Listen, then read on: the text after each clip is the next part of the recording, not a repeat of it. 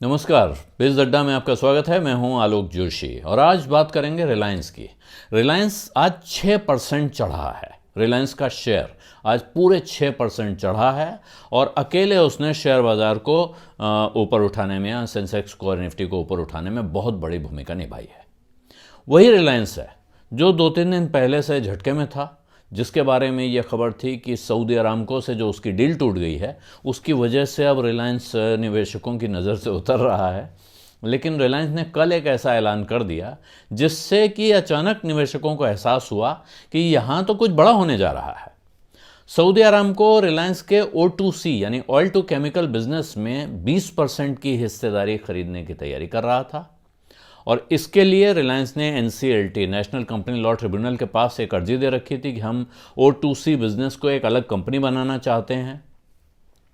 जिस वक्त कंपनी ने यह ऐलान किया, उन्होंने बताया कि हमारी अरामको से बातचीत टूट गई है। बातचीत टूट गई है भी ठीक ठीक तौर पे नहीं कहा गया। कहा गया है कि रिलायंस और अरामको के बीच उस सौदे को रीइवैल्यूएट किया जा रहा है, यानी उस सौदे के भाव पर पुनर्विचार किया जा रहा है या उस सौदे पर पुनर्विचार किया जा रहा है। यानी दोनों पार्टियों के बीच कोई ऐसी तकरार नहीं हो गई है, कोई संबंध खराब नहीं हुए हैं, दोनों टेबल से उठ के नहीं चले गए हैं। शायद टेबल पर उस डील की जो बारीकियां हैं उन पर कुछ काम चल रहा है। लेकिन मोटे तौर पर माना गया सौदा टूट गया है। टूट गया है का मतलब टूट गया है, तो अब इसकी वजह से शेयर को तो पिटना चाहिए। लेकिन ये जो कल अनाउंसमेंट आया वो बहुत ज़बरदस्त चौंकाने वाला अनाउंसमेंट है। रिलायंस ने अपनी गैसिफिकेशन यूनिट को अलग करने का ऐलान किया है। गैसिफिकेशन यूनिट यानी उसी ऑयल टू केमिकल बिजनेस का एक हिस्सा, जहां एक सिन गैस होती है वो उसका गैसिफिकेशन होता है और यहाँ कुछ स्पेशलिटी केमिकल प्रोड्यूस होते हैं। अब इसमें एक तीर से दो निशाने हो रहे हैं। एक तरफ ये गैसिफिकेशन जो यूनिट है ये अलग होती है, तो अब ये कंपनी की होली ओन्ड सब्सिडरी होगी फिलहाल, यानी ये कंपनी से अलग होकर एक अलग कंपनी बनेगी, लेकिन उस कंपनी का पूरा मालिकाना हक रिलायंस इंडस्ट्रीज के पास रहेगा। अब रिलायंस के लिए एक रास्ता क्या खुलता है कि वो जैसे अपने O2C बिजनेस में हिस्सेदारी बेच रहा था, वैसे वो इस गैसिफिकेशन यूनिट वाली कंपनी में अपनी हिस्सेदारी बेचे। तो अब अंदाज़ा ये लगाया जा रहा है, एनालिस्ट ये मान रहे हैं कि शायद रिलायंस इंडस्ट्रीज अपने उस O2C बिजनेस को एक साथ अलग करके बेचने या उसके टुकड़े बेचकर पैसा कमाने के बजाय उस O2C बिजनेस के भी टुकड़े कर सकता है, छोटे छोटे टुकड़े करेगा और उसमें कुछ हिस्सा वो अभी रिलायंस के साथ बना रहेगा। कौन सा हिस्सा रिलायंस के साथ बना रहेगा? जो हिस्सा हाइड्रोजन के कारोबार पे चल रहा है, क्योंकि रिलायंस में अब हाइड्रोजन पर जोर बढ़ रहा है और रिलायंस इंडस्ट्रीज ने ऐलान किया हुआ है कि वो 2035 तक नेट ज़ीरो कंपनी हो जाएगी। यानी 2035 तक रिलायंस की तरफ से वातावरण में जाने वाला प्रदूषण बंद हो जाएगा, वो कार्बन एमिशन बंद कर देगी। दूसरी तरफ जो सऊदी अरामको, जिसके साथ रिलायंस का ये करार होने जा रहा था, उसने इसी काम के लिए अपना टारगेट रखा है 2050, यानी 15 साल पीछे। तो एक तरफ अनेक लोगों का कहना है कि साहब जो ESG आजकल चल रहा है, उस ESG पर थोड़े मतभेद हो रहे थे, इसकी वजह से रिलायंस इस सौदे से पीछे हट रहा है। दूसरी तरफ ये बात भी कही जा रही है कि साहब उस 20% हिस्सेदारी की कीमत को लेकर दोनों कंपनियों के बीच में कुछ मतभेद हो रहे थे, तो इस वजह से शायद सौदा नहीं हो पाया। तो अब उसका जो दूसरा रास्ता निकाला गया है वो ये है कि अब गैसिफिकेशन यूनिट अलग हो रही है। कल को हो सकता है फिर आपको कोई ऐसा ऐलान सुनने को मिले। और रिलायंस इंडस्ट्रीज़ के बारे में कम से कम मेरा यह अनुभव है, पिछले कई सालों से मैं उसको बहुत लंबे समय से ट्रैक कर रहा हूँ, कि जिस वक्त आपको कोई उम्मीद नहीं होती है उस वक्त अचानक वो चौंकाती है ऐसा एक ऐलान लाकर। जिस वक्त आप निराश होते हैं कि अब इस कंपनी में कुछ होने को नहीं बचा है, उस वक्त वो एक चमत्कारी ऐलान लाती है।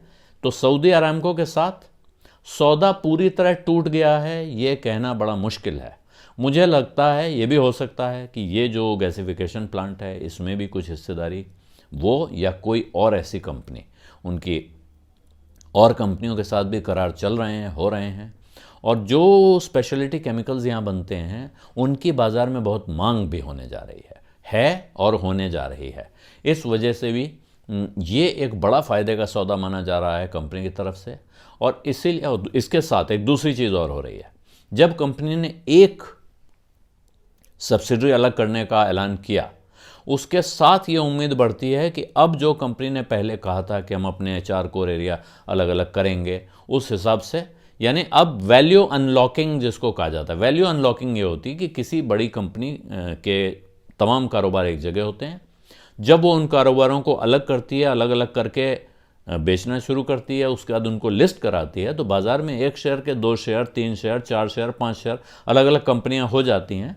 और उस वक्त फिर उन सबके जो शेयर अलग अलग जो बिक रहे होते हैं, उनकी कीमत कुल मिलाकर जो इकलौती कंपनी पहले थी बाज़ार में, उसके मुकाबले कहीं ज़्यादा हो जाती है, काफ़ी हो जाती है। और ये ध्यान रखिएगा कि ये जो नई कंपनियां पैदा होंगी रिलायंस के अंदर से, उनमें रिलायंस इंडस्ट्रीज़ का अपना बहुत बड़ा हिस्सा बना रहेगा। ऐसा नहीं है कि वो पूरा हिस्सा तिरोहित कर रही है, जब तक कि वो तय न कर ले कि इनमें से किसी कारोबार से उसे पूरी तरह निकलना है, क्योंकि अब वो नई दुनिया की तरफ देख रही है, वो न्यू एनर्जी, क्लीन एनर्जी की बातें कर रही है, और कंपनी उस तरफ बढ़ना भी चाहती है। वो शायद ये जो फॉसिल फ्यूल जिनको कहते हैं, जिनका वक्त धीरे धीरे ख़त्म होगा, अभी ऐसा नहीं है कि अगले 10, 20, 50 साल में ख़त्म हो जाएगा, लेकिन जो लोग बहुत लंबे भविष्य की सोचते हैं, उनको लगता है कि इस सौदे से, इस धंधे से अब धीरे धीरे बाहर होना चाहिए। तो रिलायंस ने उस दिशा में कदम उठाया है, और जैसे ही वो एक यूनिट उनकी बाहर हो रही है, सब्सिडरी बन रही है, उसके साथ लोगों के मन में अब ये विश्वास भी आने लगता है कि फिर रिलायंस के जो दूसरी चीज़ें पाइपलाइन में हैं, जैसे रिलायंस रिटेल का अलग होना और उसका आईपीओ आना, रिलायंस जियो का अलग होना, उसका आईपीओ आना, अब शायद इन सब के लिए भी उम्मीद जगे। दुनिया के बहुत बड़े बड़े निवेशकों ने पिछले साल, 1.5 साल के अंदर रिलायंस के रिटेल वेंचर्स में और जियो के बिजनेस में, रिलायंस प्लेटफॉर्म्स में पैसा लगाया हुआ है।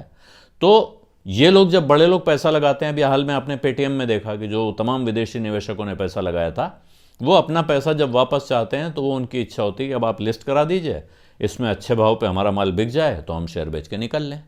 तो रिलायंस में अब इस तरह की एक, कहें तो एक पूरा सिलसिला शुरू होना है। और जो ये उत्साह है, ये सिर्फ गैसिफिकेशन बिजनेस के अलग होने का नहीं है, ये उस लंबे सिलसिले के शुरू होने की उम्मीद बंधने का जो एहसास है, उसकी वजह से ये उत्साह आ रहा है। और मुझे लगता है कि अगर सब कुछ ठीक रहा तो ये उत्साह फिलहाल कायम रहेगा। शेयर बाज़ार में वैसे भी रिलायंस बहुत लंबे समय से एक तेज़ी के खिलाड़ी के तौर पर जानी जाती है, और आगे भी वो अपनी इस रेपुटेशन को कायम रखने की कोशिश करेगी, इसका मुझे यकीन है। एक दिन पहले आपने ये भी खबर सुनी थी कि भाई गौतम अडानी इस देश के नहीं, एशिया के सबसे अमीर आदमी हो गए हैं। उन्होंने मुकेश अंबानी को पीछे छोड़ दिया है। 6% की इस उछाल के बाद भी वो वहीं कायम है या नहीं, ये गणित जोड़ना पड़ेगा। लेकिन अगर ये रफ्तार ऐसे तेज़ होती है तो फिर वापस वो जिस जगह पे थे वहाँ उनके वापस पहुँचने में कोई शक नहीं रह जाएगा, ऐसा लगता है। बिज़ अड्डा में आज इतना ही। अब इजाज़त दीजिए। धन्यवाद, नमस्कार।